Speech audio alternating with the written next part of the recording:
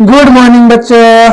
Class 12th maths, संबंध एवं फलन, रिलेशन एंड फंक्शंस, प्रश्नावली 1.1।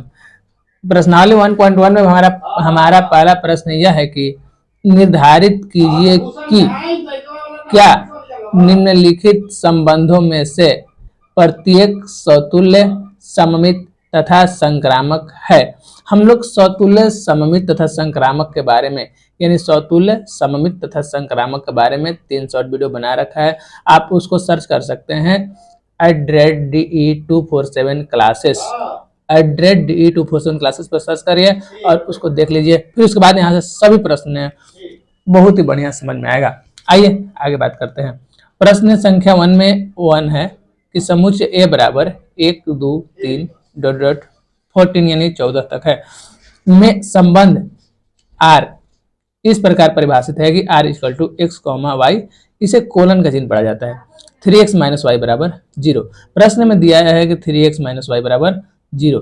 तो ये 3x - y बराबर 0 है, इस पर हम बात करेंगे। पहले लिख लेते हैं क्या क्या दिया है। दिया है a बराबर 1 2 3 4 5 14 तक है तथा R = x, y, 3x - y बराबर 0। तो प्रश्न से हम लिख सकते हैं कि 3x - y बराबर 0 या 3x बराबर y। इसका मतलब है कि समुच्चय A दिया है, हमें जो भी डीट को प्रयोग करना है इसी में से लेना है, 1 2 3 4 से लेकर 14 तक। तो पहले हम अगर x का मान 1 मानते हैं तो y का मान 3 मिलेगा। देखो पहले x का मान होता है, बाद में y का मान होता है। तो पहले x का मान अगर 1 लेते हैं तो y का मान हमको 3 मिलेगा। x के मान के जब हम 2 रखेंगे तो 3 दूनी 6, तो y के मान हमको 6 मिल जाएगा। x के स्थान पर हम 3 रखते हैं तो y का मान 9 मिलता है। x के मान अगर हम 4 रखेंगे तो y का मान 12 मिलेगा। x का मान इसमें से 5 रखे तो 5 × 15, जो कि पॉसिबल नहीं है क्योंकि इसमें 15 नहीं है। तो जो रिलेशन बनते हैं कुल मिला के 1 में 3 से रिलेशन बनता है, 2 में 4 से रिलेशन बनता है और 3 में 9 से रिलेशन और 4 में 12 से रिलेशन, और कोई रिलेशन पॉसिबल नहीं है। और ये इसका रोस्टर रूप है। ये समुच्चय निर्माण रूप होता है जो क्लास 11 में बताई जाती है और ये इसका रोस्टर रूप है। ठीक है, अब हम चेक करते हैं कि समतुल्य है क्या।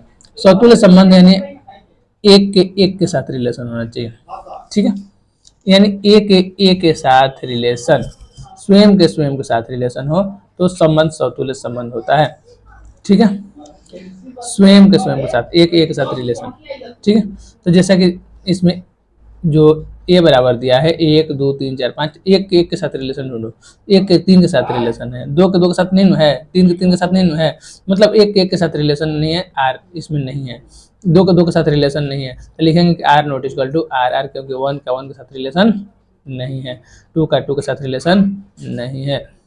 ठीक है, अब हम बात करते हैं सममित संबंध के बारे में। सममित संबंध यानी SR के लिए। ठीक है, SR के लिए रिलेशन क्या होता है कि यदि A के B के साथ रिलेशन हो तो AB से 10 रियल नंबर का होना चाहिए। ठीक है, रियल नंबर यानी इस रिलेशन में। उसके बाद B और A के B के साथ संबंध हो तो B के A के साथ पक्का संबंध होना चाहिए, 100% होना चाहिए। ठीक है, और B A से 10 हो, इस रिलेशन में हमको दिखाई देना चाहिए। जैसे यहाँ पे लिख देते हैं कि R ≠ SR, क्योंकि अगर 1 के साथ 3 का रिलेशन है, 1 और 3 के साथ रिलेशन यहाँ पे है, लेकिन ठीक इसके उल्टा अगर 1 का 3 के साथ रिलेशन है, आइए यहाँ पे देखते हैं, तब 3 और 1 के साथ रिलेशन होना चाहिए। क्या 3 और 1 का रिलेशन है इसमें? यहाँ पे देखिए, क्या इसमें 1 3 तो है, लेकिन 3 और 1 है इसमें नहीं। 3 और 1 जब इसमें नहीं है तो मतलब SR भी नहीं है। अब बात करते हैं हम संक्रामक संबंध के बारे में, TR के बारे में। संक्रामक संबंध कहता है कि A के B के साथ रिलेशन होना चाहिए। ठीक है, AB से 10 रियल नंबर जो भी हो, तथा B और C के साथ रिलेशन होना चाहिए, B से 10 रियल नंबर के, तब A और C के साथ संबंध होना चाहिए। अर्थात हम यहाँ देखें 1 के 3 के साथ संबंध होना चाहिए और 1 और 3 R के से 10 होना चाहिए, तब 3 और 9 भी से 10 R के होना चाहिए। फाइनली 1 और 9 का भी रिलेशन होना चाहिए और 1 और 9 से 10 होना चाहिए रियल नंबर के, जो कि पॉसिबल नहीं है। जैसे देखो यहाँ पे इसमें 1 और 3 आपको दिखाई देगा यहाँ पे। ठीक है, 3 और 9 दिखाई दे रहा है। क्या 1 और 9 दिखाई दे रहा है? समझिए इस बात, 1 और 3 के साथ रिलेशन है, लेकिन और 3 और 9 के साथ रिलेशन है, लेकिन 1 और 9 के साथ नहीं है।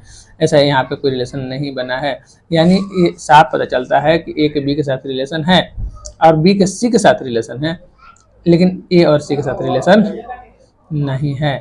इसीलिए ये संक्रामक संबंध भी नहीं है। ठीक है दोस्तों।